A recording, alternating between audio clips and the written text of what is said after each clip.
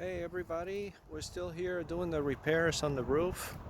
It's a beautiful day, summer, and you can see we took a lot of wood. We're trying to fix the borders of the fascia, the roof, and we're trying to put a big boards instead of the small board.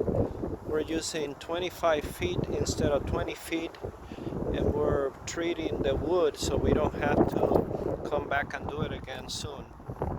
So you can see you need to have the perfect materials, the perfect people working on the roof.